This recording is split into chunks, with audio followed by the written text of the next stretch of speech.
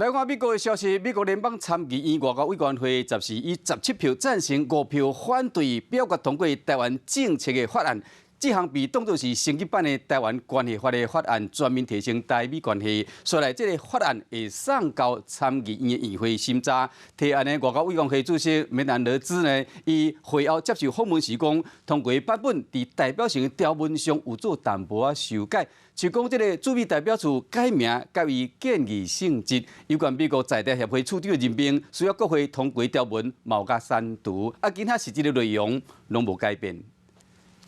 美国参议院共和党议员葛莱姆和外交委员会民主党籍主席梅兰德兹共同提出台湾政策法案，14号以17票赞成、5票反对，得到外委会投票表决通过。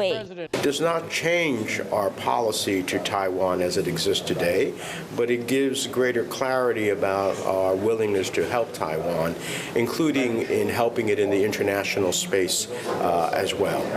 梅兰德兹讲，通过版本伫咧条文顶有了修改，亲像驻美代表处改名做台湾代表处，美国在台协会 AIT 处长任命需要参与通过，两项条文改作建议性质含删除，同时卖刷掉寄托台湾主要非北约民国地位条文，改作以对主要非北约民国的方式来对待台湾，总是把咧有关国际参与和安全，亲像中国若是侵犯台湾，美国会严格来制裁。伫咧未来4年，美国卖提供台湾45亿美金军事救援资金，强化台湾防卫内容，拢无变动。I think it'll still be pretty much a very strong bill. It will answer some questions that I think. 台湾政治法是1979年台湾关系法生效以来，美国政府上全面的对台政治调整。本来按台湾关系法，美国讲会提供台湾防御性武器，不过台湾政治法未来4年，美国唔来提供台湾45亿美金，超新台币1410亿的军事资金，